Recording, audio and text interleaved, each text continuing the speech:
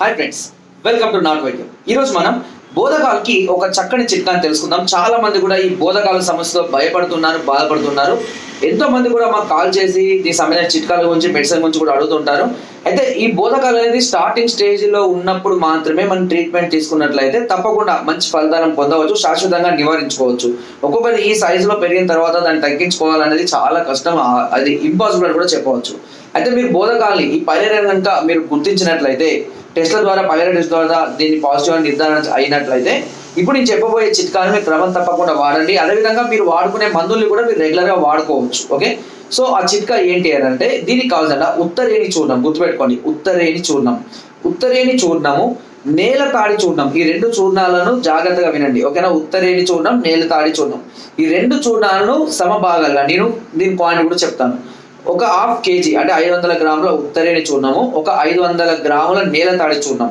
దీనికి గుర్తుపెట్టుకోండి, దీనికి 100 గ్రాముల పిప్పలి. గుర్తుపెట్టుకోండి, 100 గ్రాముల పిప్పలి, ఓకేనా?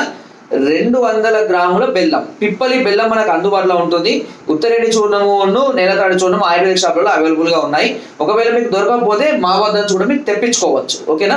సో మామూలుగా ఇవన్నీ కూడా నేను చెప్పిన మోతాదులో 100 గ్రాముల పిప్పలి, 200 గ్రాముల బెల్లము, నేలతాడి, అదేవిధంగా ఉత్తరేణి, వీటిని అన్నింటినీ సమభాగాలుగా కలుపుకొని ఒక సీసాలో భద్రపరచుకోండి. అవసరమైతే బెల్లం కొంచెం ముద్దలాగా అయితే కనుక ఉండల్లాగా కూడా చేసుకొని ఉసిరికాయంతో ఉండలు కూడా చేసుకోవచ్చు. కొంచెం బెల్లం మోతాదు ఎక్కువైనా పర్వాలేదు.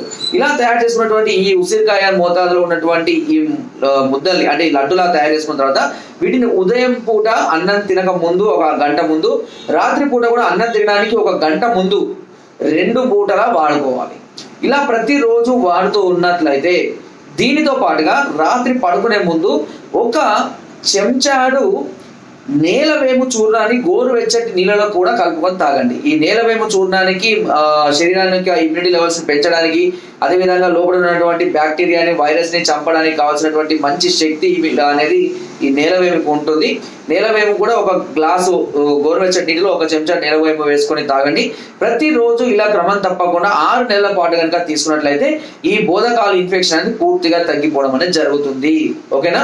సో చాలా మంది కూడా ఈ సమస్యతో బాధపడుతున్నారు. ఇందులో మీకు ఏది దొరకకపోయినా మీకు కావాలంటే కూడా మేము సప్లై చేస్తాము. దీనికి సంబంధించినటువంటి సలహాలని, సూచనల్ని, మెడిసిన్స్ కూడా మేము అందిస్తాము.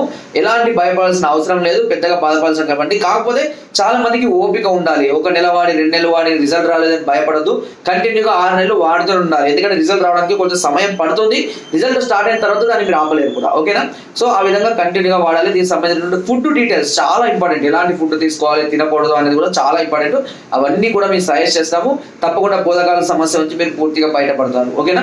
సో ఫ్రెండ్స్, నా వీడియో కనుక మీకు నచ్చినట్లయితే ఒక లైక్, ఒక షేర్ చేయండి. మరిన్ని వీడియోస్ కోసం సబ్స్క్రైబ్ అందరం మర్చిపోకండి. మీ అమూల్యమైన సలహాలని, సూచనలు నాకు కామెంట్ ద్వారా తప్పకుండా తెలియజేయండి.